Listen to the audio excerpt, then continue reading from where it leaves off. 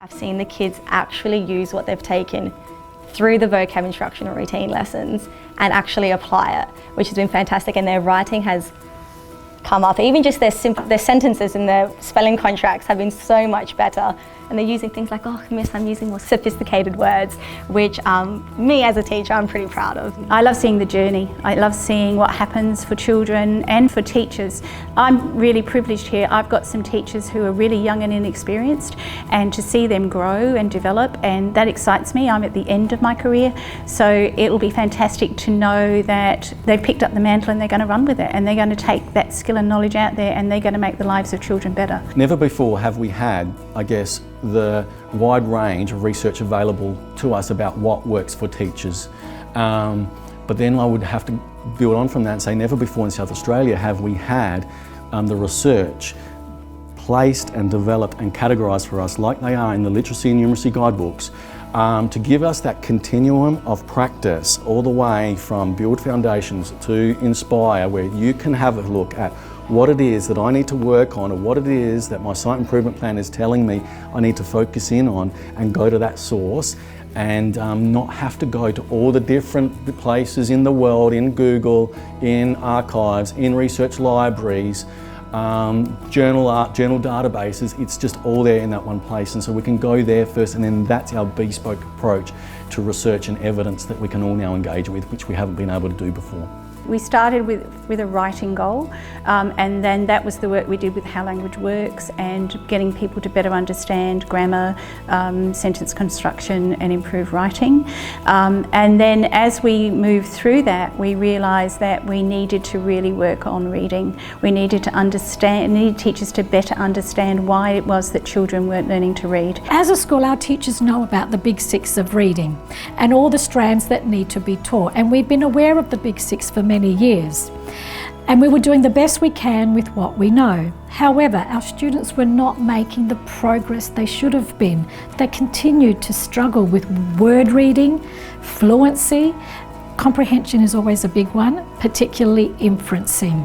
Enter the science. The science helped us understand why students continued to struggle. Since developing our understanding of the simple view of reading and deepening our knowledge of how students learn to read, one of the most significant changes are the assessment tools we use. We no longer just use one assessment tool, such as a running record, to gain the information we need to establish what is it the student needs and how they can be best supported.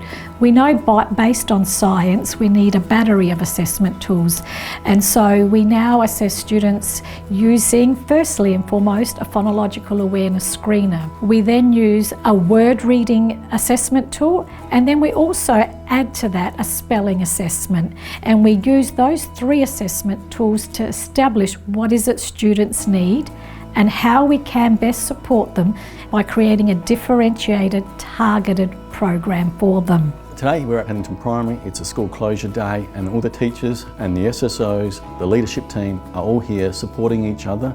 They're focused in on what is it that they need to do some practice, deliberate practice in their teaching. They're going to be focusing in, or they've gone to work on, the evidence from the research underpinned by the Big Six of reading. Their goal is to improve reading, and now they're looking at their own teaching practice, engaging with the research, breaking that down to what's something small and specific that they can actually go to work and improve on. So the teams are now meeting now.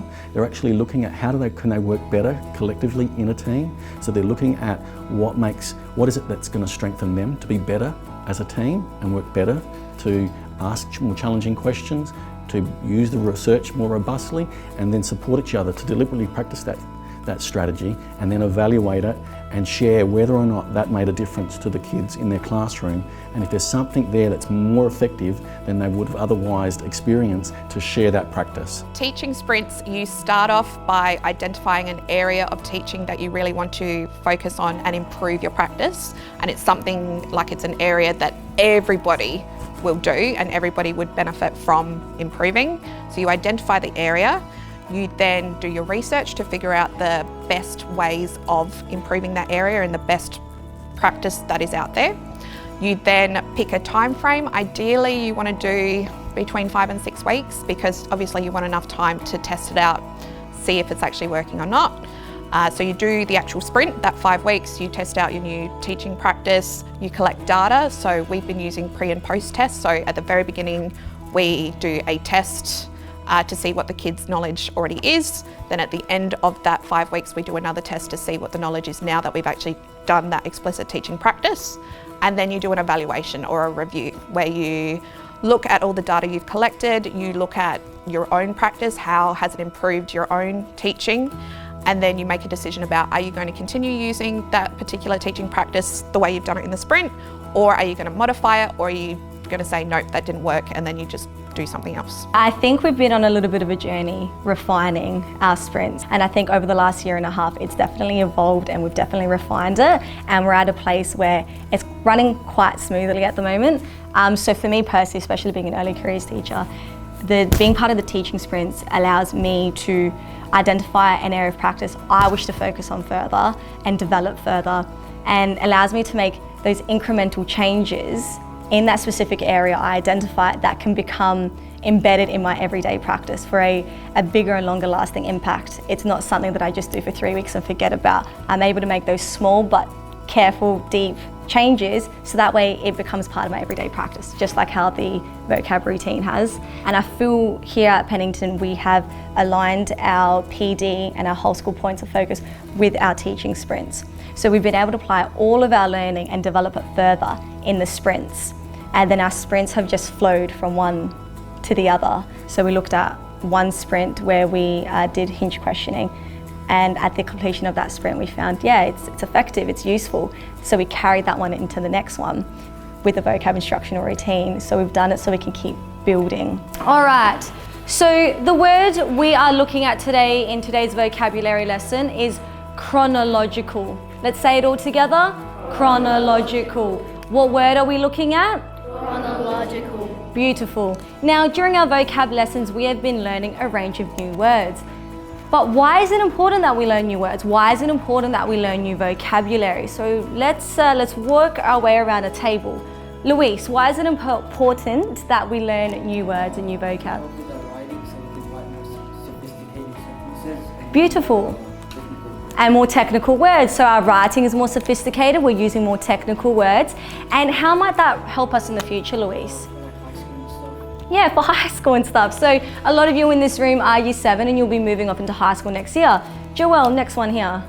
So when we speak, we can use more sophisticated language. Beautiful, so I love that word sophisticated. We are year 6, 7s, we want to use that extra language. The discovery of the simple view of reading has really changed the way that we approach the teaching of reading in our school. For a long time we worked with children doing a lot of guessing, I guess, in terms of look at the picture on the cover, tell us what you think the word starts with, what do you think the next letter might be. You know, to parents we would have given them, this is what you can do with your child at home.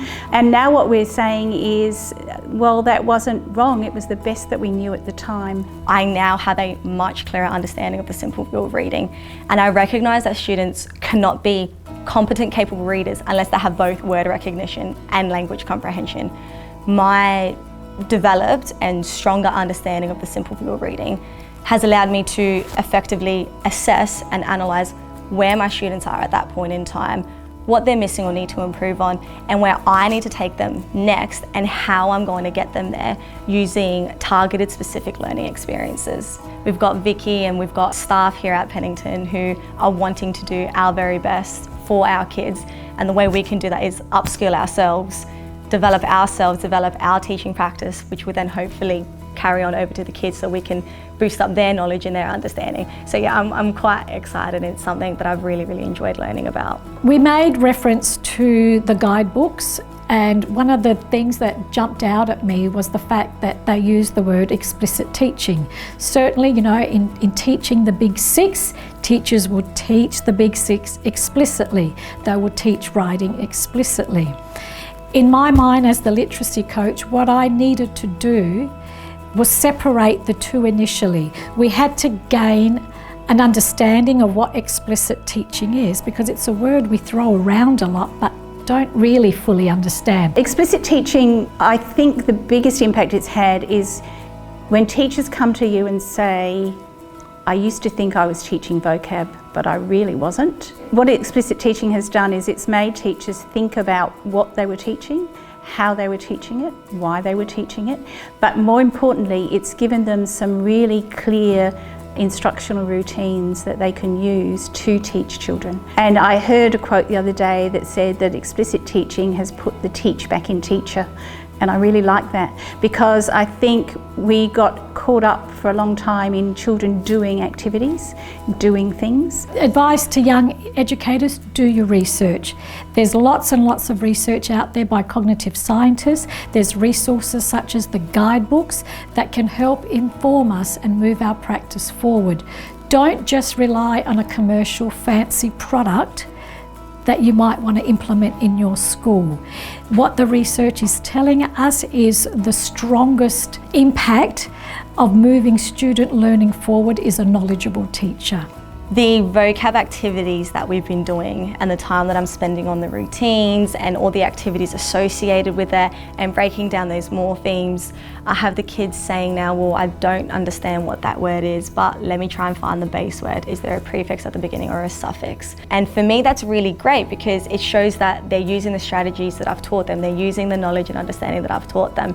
And even just their writing, using some of those words that I've taught in my vocab lessons, in their writing I'm seeing it, and I've put a heavy emphasis. It's not just writing, I want to also see you being able to read the words and break up the meanings of it, but also use it in your everyday speaking as well. So that's been really, really great for me to see. Well, I get quite excited. I'm a pretty energetic and passionate person, so it makes me really excited that I'm able to, that I've upskilled myself and I've developed my knowledge and understanding, and I can pass it on to the kids, and that they're developing their knowledge and understanding, and I can see it actually in place, like I can see them using what I'm teaching. Pennington, if we look at their data, are now, I think they are, not that I think, I know that they are, they're actually achieving at levels which are higher than the historical averages than we've seen before, and consistently, not only in SEA, but also in the higher band achievement. And I think that tells you that it's not just a random event or a random act of improvement that we're seeing in the data. It's actually happening for 3 or 4 years or more consistently. So I believe that the systems and processes that are in place here are research and evidence informed and are always going narrower and deeper than before.